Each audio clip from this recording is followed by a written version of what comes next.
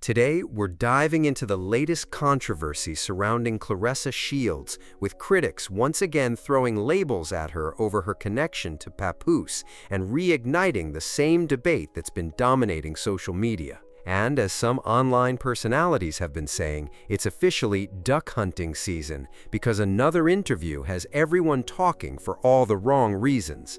Honestly, this latest clip leaves a lot of people scratching their heads. You won't believe how confidently these arguments are being made. The big question is simple: how do you defend something that so many people believe is impossible to justify? A major reason many fans aren't showing much excitement for Claressa Shields' upcoming fight is because the momentum simply doesn't feel the same anymore. After months of confidently calling out other fighters and insisting she belongs at the very top, many people expected those statements to translate into blockbuster matchups. Instead, critics point out that she's reportedly no longer involved with MVP Promotions or its roster, raising even more questions about where things currently stand. Then there's the long-discussed showdown with Lauren Price, a fight that fans have been waiting to see for what feels like forever. The matchup was promoted as Olympic champion versus Olympic champion, creating huge expectations from the beginning. But after all the build-up, the silence has become impossible to ignore. And that's exactly why many supporters are growing frustrated. For months, fans have continued hearing that an official announcement is coming next week, then Wednesday, then sometime after that, yet nothing ever seems to materialize. Eventually, people begin feeling like they're being asked to wait indefinitely, while expectations keep getting pushed further down the road. At the same time, critics argue that it's contradictory to accuse others of spreading false narratives when so many promised updates never seem to arrive. That's the part that continues fueling the conversation online. Earlier this year, Shields also suggested she planned to step away from boxing temporarily to focus on her music career.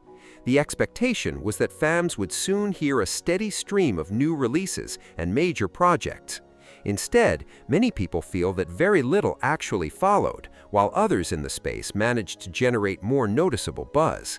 That disconnect has only added another layer to the criticism. There was also a promotional push surrounding a few singles and media appearances that many expected would create real momentum. However, critics argue the songs failed to make a significant impact commercially or culturally. They point to limited radio play, modest streaming numbers, and very little public demand. Fair or not, that's become another talking point surrounding her recent career moves. Fashion was another direction Shields publicly discussed exploring in a much bigger way. Yet many observers continue asking where those projects actually are. They say occasional photo shoots aren't the same as launching a recognizable fashion brand or securing major modeling campaigns. And until those bigger opportunities become visible, people will likely continue asking questions. The same debate extends to endorsement deals as well. Shields has spoken about brand partnerships, but critics continue asking where the household name collaborations are. They wonder why companies like Nike, Reebok, Gatorade, or similar global brands haven't been prominently attached to these announcements. Whether that's a fair expectation or not, it's clearly part of the public conversation. Some critics even argue that Shields underestimates her own supporters by expecting them to accept every explanation without questioning the details.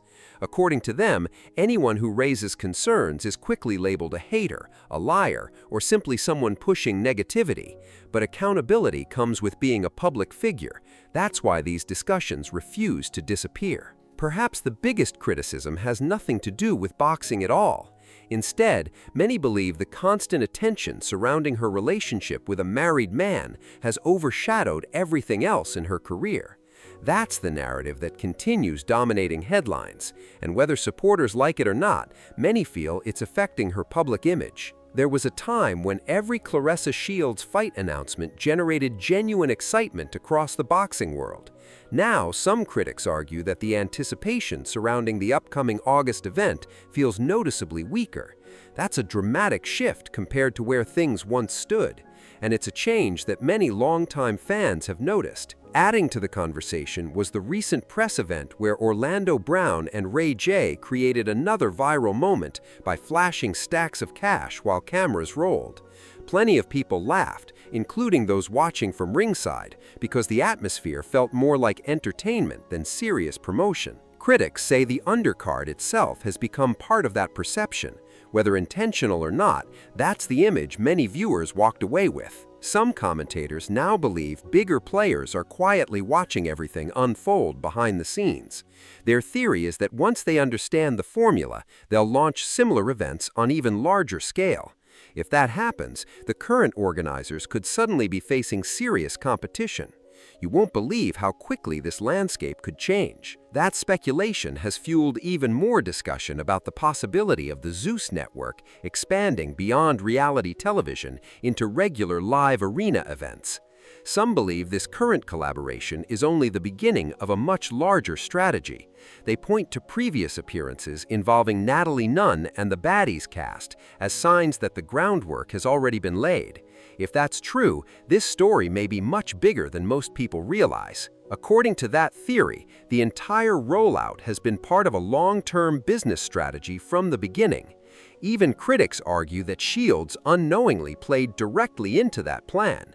Whether that's accurate or simply internet speculation remains open for debate, but it's certainly a narrative gaining traction online. Now, Shields is defending the decision to feature Zeus Network personalities on the undercard, and that's where the conversation becomes even more interesting. Critics argue she'll likely present those participants as legitimate competitors, despite many fans comparing them to established champions who consistently compete at the highest level. Names like Amanda Serrano, Alicia Baumgardner, Katie Taylor, and Michaela Mayer continue setting the standard in women's boxing. With that context in mind, let's hear exactly what she had to say. Tasiki beat girls up on Zeus, and I've seen Lex beat girls up on Zeus. Now, they're going to fight against each other, but with the gloves on, I feel... The key detail everyone keeps overlooking is this.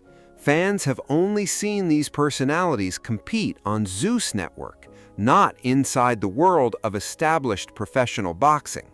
That's exactly why many critics are questioning this latest partnership, because Claressa herself repeatedly said in the past that her career belonged in a completely different lane and had nothing to do with the Baddies brand. Now, with this event approaching, people believe that message has suddenly changed, and that's why some are arguing the shift is less about principle and more about generating enough attention to help sell the fight. What about the real boxers, though? These girls could possibly become real boxers. I don't know about Orlando Brown and Ray J. I'm not talking about... If this event is supposed to be taken seriously, then why is there such a strong effort to convince fans that everything about it is on the same level as a traditional professional boxing card? That's the question many critics keep asking. They also want to know why the undercard isn't filled with more established professional fighters if the goal is to showcase elite boxing. You won't believe how often that point keeps coming up. Instead, many observers believe the bigger objective is expanding the Zeus Network brand by bringing its audience, reality TV personalities, celebrity relationships, and loyal fan base into the event to help drive ticket sales. From that perspective, the boxing almost feels secondary to the entertainment value. Whether that's fair or not, it's become one of the biggest talking points surrounding this fight. That's why so many people are asking if the entire strategy truly adds up. You know, in a league or in a whatever, in the professional field. Why not give that to a boxer you know that's putting time in the gym, that's really going hard? And Oh, no, we not discriminating. what you mean? But this is boxing. I Come feel on, like man. you guys are being racist. Racist. Ray J. Wait, so we can let Jake Paul make $20 million off Uncle Mike Tyson, but we can let the Zeus people make some money? Did Claressa Shields really suggest that questioning the lack of professional male or female boxers on the undercard somehow makes someone racist? That's how some viewers interpreted the exchange, and it immediately sparked even more debate online. If that's what was being implied, you won't believe how quickly people began pushing back against that argument. Then came the comparison to Jake Paul and Mike Tyson, and that's where many critics say the reasoning completely fell apart. Their response was simple. Regardless of anyone's opinion about that event, both Jake Paul and Mike Tyson have legitimate professional boxing credentials. So many people were left asking, what exactly is the comparison supposed to be here? That's why critics argue the analogy doesn't really hold up. Mike Tyson is one of the most recognizable professional boxers in history, while Jake Paul has competed professionally for years, making them fundamentally different from reality TV personalities appearing on an entertainment-focused undercard. To those critics, it's like comparing two completely different situations, and that's why they believe this explanation created more questions than answers, instead of strengthening the original point. I'm gonna be racist in here. Get me out of here. Oh my God. Oh my God. You almost had Wait me, but I'm standing ground. No. Oh, she almost had me. No, listen. Celebrity boxing is what Jake Paul does. Right. He got all these celebrities involved in boxing, and he make millions and millions and millions of dollars off of it. What is wrong with Ray J and Orlando Brown making some money? I don't consider, okay. They are celebrities. But Jake Paul event and your event, I would put y'all on two separate pages because he's not a boxer to me. He's what it is. He got in the ring with Mike Tyson. Yeah, but that's Mike scripted. Tyson. But no, look. And Mike would have really beat his ass. Mike Tyson was farting up there and everything. Huh? What? I think Mike would have really beat his ass, but I felt like it was scripted. Oh, Jesus Mike Christ. Tyson was 50-something though. Yeah. I will say this. Jake Paul fighting against Mike Tyson was a fight that never should have happened, but they made their money, right? But also you have, before Jake Paul fought against Mike Tyson, he fought against an MMA fighter. He fought against a KSI, which is one of the worst fights I've ever seen in my life. I'm talking about, whoa. But they made their money. I feel like with where boxing is going now, I'm a businesswoman, and that's what it is. Like, yeah. Ray J has a big platform. Orlando Brown goes viral every single day over whatever. Yeah. And then you have, I'm really excited about Tasiki fighting against Lex. Now, when I watch the baddies, it's way too much fighting up on Zeus, right? But I'm happy to see that they are willing to take their skills to the ring. I've seen Tasiki beat girls up on Zeus, and I've seen Lex beat girls up on Zeus. Now, they're going to fight against each other, but with the gloves on. I feel like... But what about the real boxers, though? These girls could possibly become real boxers. I don't know about Orlando Brown and Ray J. I'm not talking about them. I ain't talking about them. You know, Ray J supposed to die like 3 months ago. Yeah, he played with all of us. Yeah, he did. Yeah, Ray J definitely played. Yeah, he did. He definitely I'm glad Drewsy called him out at the BT Awards because you're not... We supposed to be doing a tribute to you, nigga. One moment that immediately caught people's attention was the section that appeared to be muted, leaving viewers wondering what was actually said off camera. Even with that missing audio, critics believe Claressa Shields essentially acknowledged that a traditional undercard featuring professional boxers alone might not have generated the same level of attention. Instead, they argue her comments suggested that personalities like Ray J and Orlando Brown were included because of their massive online reach and ability to go viral. And that's where this debate takes another unexpected turn. From the critics' perspective, that explanation sends the message that entertainment value now outweighs competitive boxing credentials. They argue it creates the impression that reality TV stars and internet celebrities can earn spots on a professional boxing card simply because they attract attention, regardless of their experience inside the ring. On top of that, they continue questioning the circumstances surrounding her opponent, the reported complications involving MVP promotions, and the long-discussed Lauren Price matchup that never materialized. Those are the same issues fueling skepticism as Shields continues describing herself as someone reshaping the future of professional boxing. Because of that, some commentators believe future events could become even more closely tied to the Zeus Network brand, rather than traditional boxing promotion. Their theory is that the partnership benefits both sides for now, but that could eventually change if Zeus decides it has built enough momentum to host similar events independently. Whether that prediction comes true remains to be seen, but it's a possibility that's generating plenty of discussion. Another point that stood out was the co-host's decision to challenge the comparison between the Zeus Undercard and the Jake Paul-Mike Tyson event. Critics applauded that pushback, arguing those situations aren't remotely the same because both Jake Paul and Mike Tyson have legitimate professional boxing backgrounds. Even if people disagreed with that matchup because of Tyson's age, they say the comparison still doesn't line up with reality TV personalities appearing on this card. That's why many viewers weren't convinced by the analogy. Critics also point to what they see as inconsistent messaging.